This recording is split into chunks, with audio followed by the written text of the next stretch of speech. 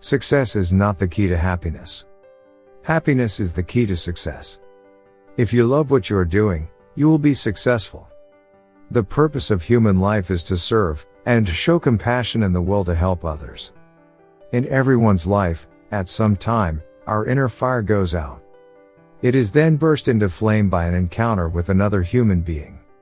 We should all be thankful for those people who rekindle the inner spirit. Example is not the main thing in influencing others. It is the only thing. Sometimes our light goes out but is blown into flame by another human being.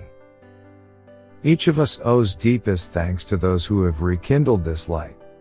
Man is a clever animal who behaves like an imbecile. One who gains strength by overcoming obstacles possesses the only strength which can overcome adversity. The first step in the evolution of ethics is a sense of solidarity with other human beings. An optimist is a person who sees a green light everywhere, while a pessimist sees only the red stoplight. The truly wise person is colorblind.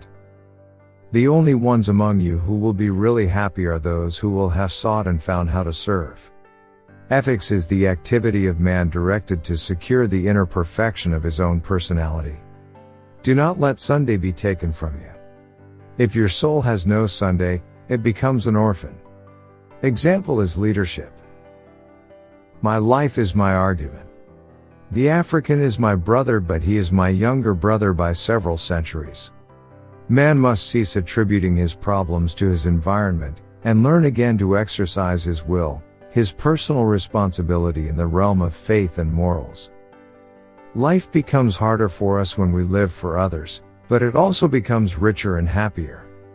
The true worth of a man is not to be found in man himself, but in the colors and textures that come alive in others.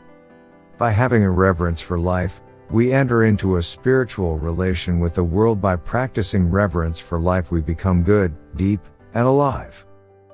Truth has no special time of its own. Its hour is now, always. A great secret of success is to go through life as a man who never gets used up. I can do no other than be reverent before everything that is called life. I can do no other than to have compassion for all that is called life. That is the beginning and then the foundation of all ethics. Reverence for life affords me my fundamental principle of morality. Let me give you a definition of ethics. It is good to maintain and further life. It is bad to damage and destroy life. The great secret of success is to go through life as a man who never gets used up. One thing I know, the only ones among you who will be really happy are those who will have sought and found how to serve. By respect for life, we become religious in a way that is elementary, profound, and alive. Wherever a man turns, he can find someone who needs him.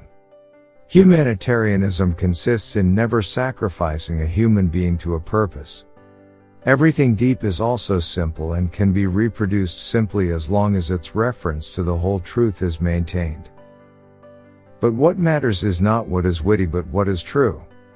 A man can do only what he can do. But if he does that each day, he can sleep at night and do it again the next day. Reverence for life is the highest court of appeal. One truth stands firm. All that happens in world history rests on something spiritual. If the spiritual is strong, it creates world history. If it is weak, it suffers world history. At times our own light goes out and is rekindled by a spark from another person. Each of us has cause to think with deep gratitude of those who have lighted the flame within us.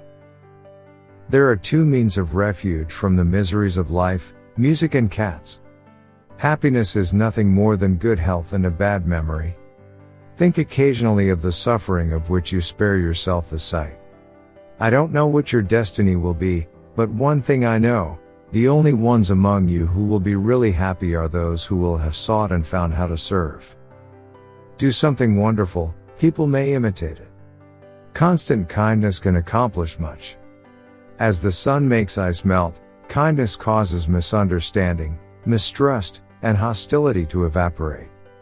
A man is ethical only when life, as such, is sacred to him, that of plants and animals as that of his fellow men, and when he devotes himself helpfully to all life that is in need of help.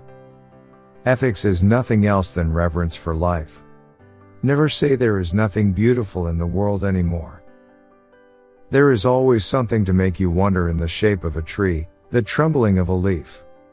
The willow which bends to the tempest, often escapes better than the oak which resists it, and so in great calamities, it sometimes happens that light and frivolous spirits recover their elasticity and presence of mind sooner than those of a loftier character.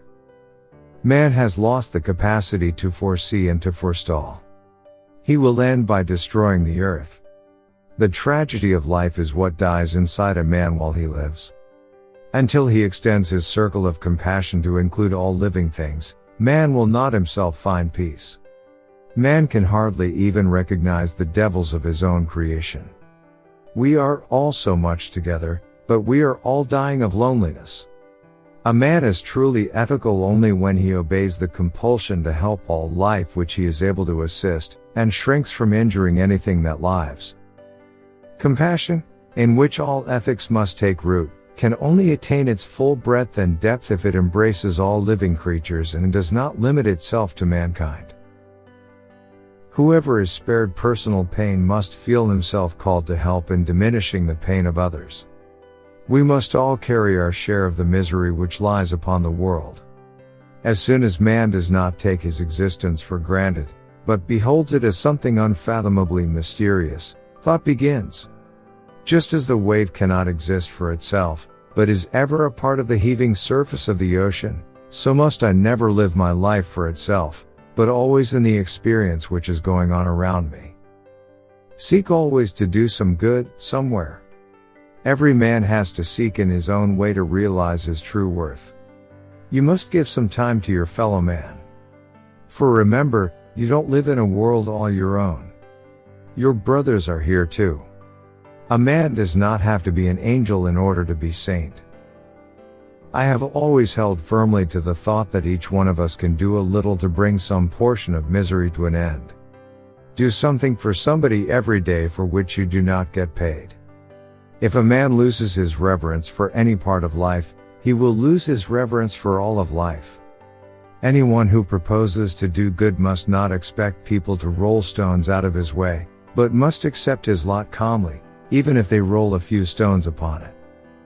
Serious illness doesn't bother me for long because I am too inhospitable a host.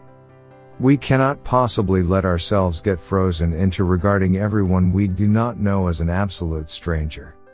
Day by day we should weigh what we have granted to the spirit of the world against what we have denied to the spirit of Jesus, in thought and especially in deed. The highest proof of the spirit is love. Love the eternal thing which can already on earth possess as it really is. I wanted to be a doctor that I might be able to work without having to talk because for years I had been giving myself out in words. Impart as much as you can of your spiritual being to those who are on the road with you, and accept as something precious what comes back to you from them.